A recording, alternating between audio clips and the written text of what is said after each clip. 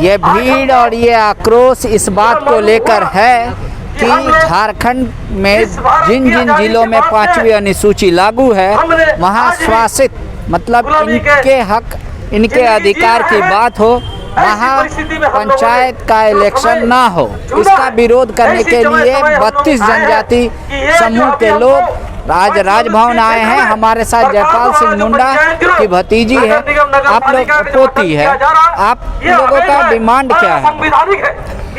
हम लोग का कोई डिमांड नहीं है। पहले से जो हम लोग को संविधान में 5वीं अनुसूची दिया गया है उसके आधार से जो भी शासन व्यवस्था है विद्यमान विधि के आधार से उसको हम लोग को मिलना चाहिए। हमारा जो हक को दबाने का काम किया गया है ना, तो उस पर हम लोग बात रख रहे हैं कि हमारा हक ये बनता है, उसको आप लोग दबाए हैं, उसको हमारे तक पहुंचाइए। आप लोग को दबाने का कोई अधिकार नहीं है। तो आप लोग नहीं चाहते कि वहाँ इलेक्शन हो? बिल्कुल नहीं, हम लोग को जरूरत भी नहीं है इलेक्शन का। क्या गांव में कोई भी बच्चा जन्म लेता है तो ब्लॉक में बैठा हुआ अधिकारी तो उसका नाभि काटने नहीं आता है या चटियारी मनाने तो नहीं आता है। जो भी किसी का बच्चा जन्म हुआ उसी का तो नाभि गांव वाले काटते हैं, चटियारी गांव वाले मनाते हैं। तो गांव वाले ग्राम प्रधान को ग्राम सभा को दिया जाए कि उसका जन्म प्रमाण पत्र बनाने के लिए, ना कि ब्लॉक में बैठा हुआ अधिकारी। कोई अगर जाति प्रमाण पत्र बनाने चाहता है तो ब्लॉक में बैठा हुआ अधिकारी को बनाने का कोई हक नहीं बनता है। गांव वाले जानते हैं कि फलना लड़का है या लड़की वो इस जाति का है, उसको तो ग्राम सभा को दिया जाए कि उसका जाति प्रमाण वो बनाए। कोई मर जाता है तो गांव वाले उसको दफनाने का काम करते हैं, न कि ब्लॉक में बैठा हुआ अधिकारी। लेकिन वो ब्लॉक में बैठा हुआ अधिकारी उसका मृत्यु प्रमाण पत्र बनाता है। ये सरासर बिल्कुल गलत है। गांव वालों को पूरा ये हक मिलना चाहिए और ग्राम सभा को दबाने का काम किया गया है। ग्राम सभा के आगे लोकसभा विधानसभा कुछ भी नहीं है। हम लोग का ग्राम सभा मजबूत रहना चाहिए और ग्राम सभा को मान्यता मिलना चाहिए। लेकिन अधिकारी या कोई आम आदमी जो झारखंड से बाहर आपको सुन रहा हो तो वो तो यही मानेगा ना कि आप ही के वोट से तो नेता चुनकर जाते हो, तो आपका प्रतिनिधि ही हुए ना। नाम के लिए हमारे प्रतिनिधि हैं, काम हमारे लिए नहीं करते हैं। और जो 5वीं अनुसूची का काम होना चाहिए वो चीज को करते तब ना हमारे आदमी में गिनती होते। लेकिन वो 5वीं अनुसूची को लागू ही नहीं करते हैं, उसका जो नियम है उसको फॉलो ही नहीं करते हैं। तो किस चीज के लिए हमारे आदमी, वो तो हमारे हक अधिकार को हमारे लोगों को दबाने के लिए उसको पद में रखा हुआ आदमी है। तो स्वशासित आप लोग कह रहे हैं कि हम लोग खुद अपना चलाएंगे, तो कोई सिस्टम है पहले से आपके? देखिए, भारत में 200 वर्ष अंग्रेज जब शासन किया तो हमारा जो रीति रिवाज है, पर्व त्योहार है, रहन सहन है, खान पान है, उसको अंग्रेज भी कैच नहीं कर सका। इसीलिए संविधान में हम लोग को पहले से छूट दिया हुआ है और उस छूट को विद्यमान विधि कहा जाता है। उसको दबाने का काम किया गया है, उसको मिटाने का काम किया गया है। वही जो विद्यमान विधि है उसी से शासन चलाने का है और दिक्कु व्यवस्था से बिल्कुल नहीं। अगर हम घर में कुछ सामान रखते हैं तो अपना जरूरत के लिए रखते हैं ना, तो ये जो दिक्कु व्यवस्था हमारे घर के लिए नहीं है, हमारे समाज के लिए नहीं है, वो हमारे ऊपर लागू नहीं होती है। तो आप लोग अगर सरकार आप लोग का डिमांड नहीं माने, पंचायत चुनाव अब राज्य में होने वाला है, अगर आप उन 15 जिलों में कराती है राज्यसभा, तो आगे आप लोग का स्टैंड क्या होगा?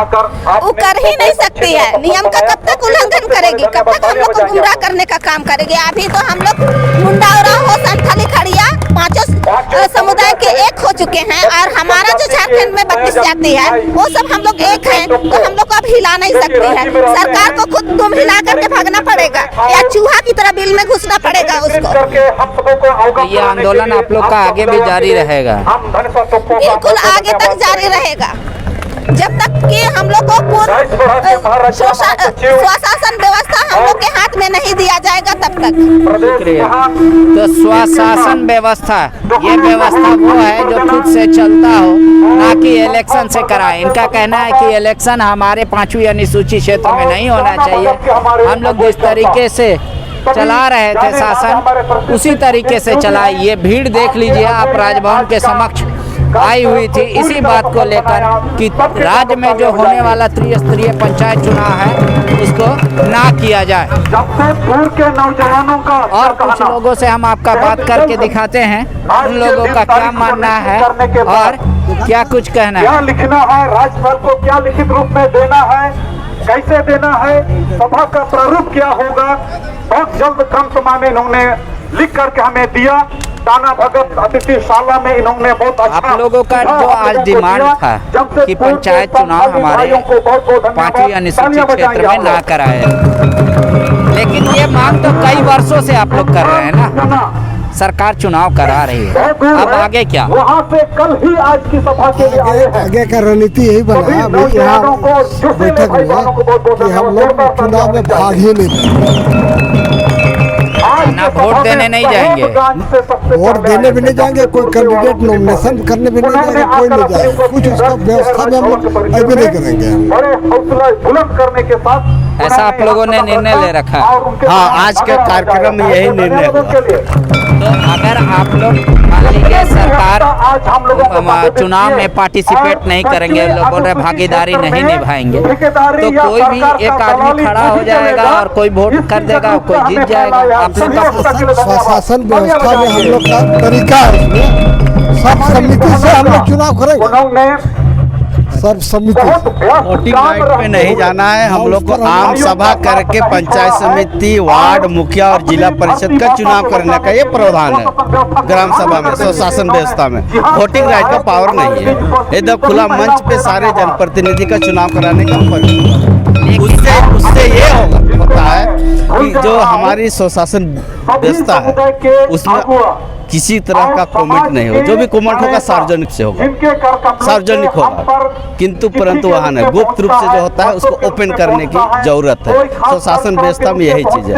अगर उस व्यवस्था के तहत अगर चुनाव अगर होती है तो सरकार को सबसे पहला ये ध्यान में रखना होगा कि राजस्व जो चुनाव में खर्च होती है, जो पैसा खर्च किया जाता है सरकार के द्वारा या कैंडिडेट के द्वारा, उससे भारी पैसा विकास योजना में लगाई जा सकती है। लेकिन आप कह रहे हैं कि हम इलेक्शन में पार्टिसिपेट नहीं करेंगे, भाग नहीं लेंगे, अपना जो ऐसे हम लोग चुनते हैं ग्राम सभा करके वैसे चुन लेंगे, लेकिन उनको पैसा कौन देगा? वो विकास कैसे कर पाएंगे जिसको आप चुनिएगा अगर वो वोटिंग के थ्रू नहीं आएंगे?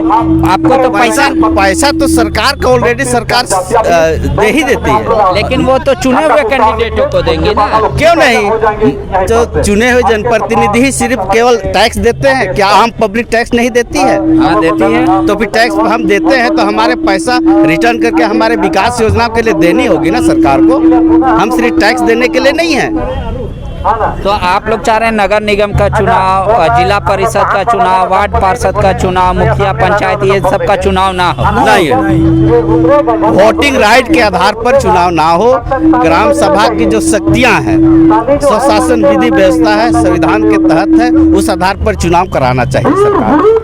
लेकिन ये मुद्दा इतने सालों से झारखंड में चल रहा है, लेकिन विधायक और सांसद इस मुद्दे को सिर्फ छूते हैं, इसका कोई हल आज तक कोई नेता निकाला है? आपको ऐसा कोई इतिहास पता हो?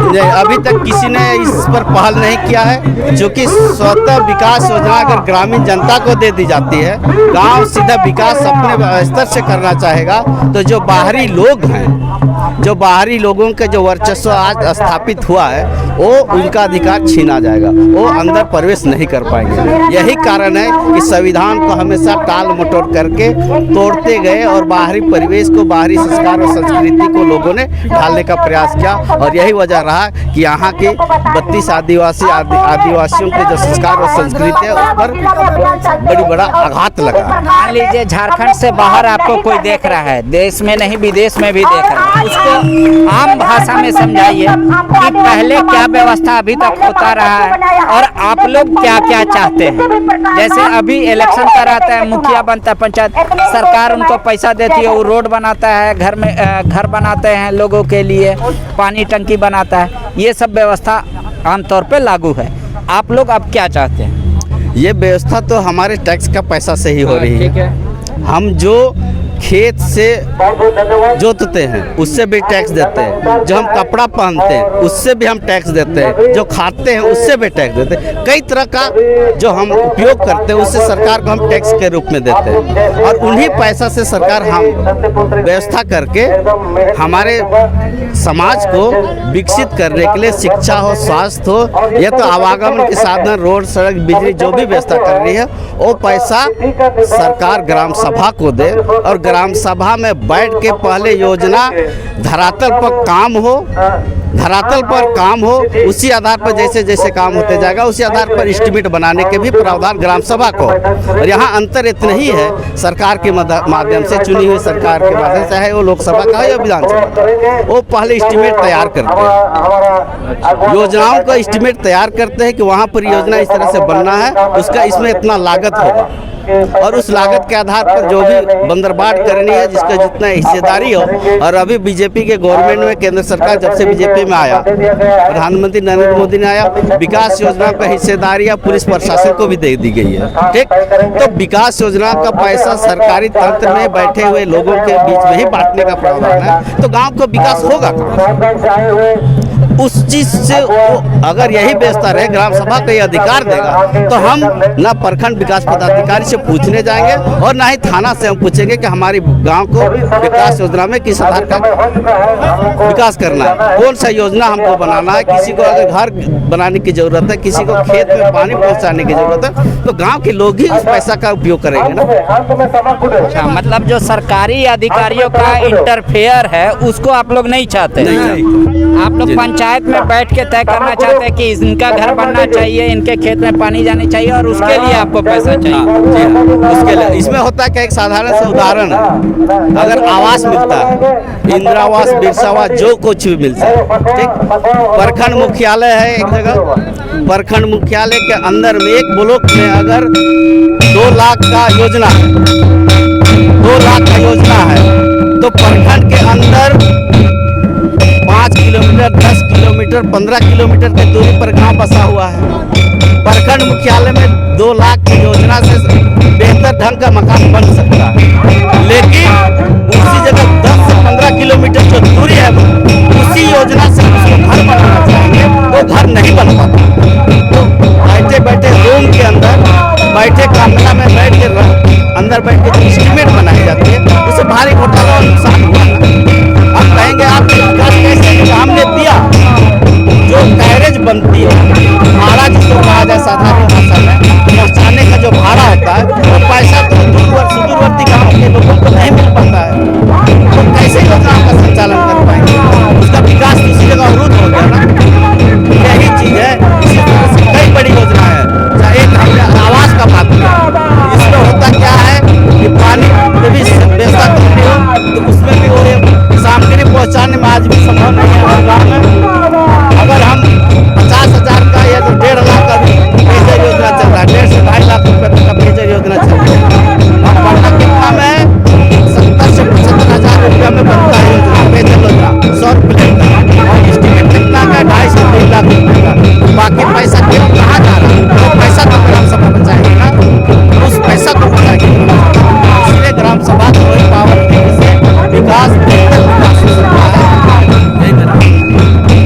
देखिए, ये वही बात कह रहे हैं कि अब आपको इलेक्शन कराने की जरूरत नहीं है। ये जो भीड़ है वो कह रही है कि आप ग्राम सभा को आइए, और ग्राम सभा तय करेगी क्या करना है और किसके क्षेत्र में कौन सा व्यवस्था करना है। देखिए, ये ऐलान है, ये जंग। विवेकानंद विद्या मंदिर स्कूल एक CBSE affiliated English medium coed school है। हम शिक्षा के साथ संस्कार देते हैं। thefollowup.in. Like, share, and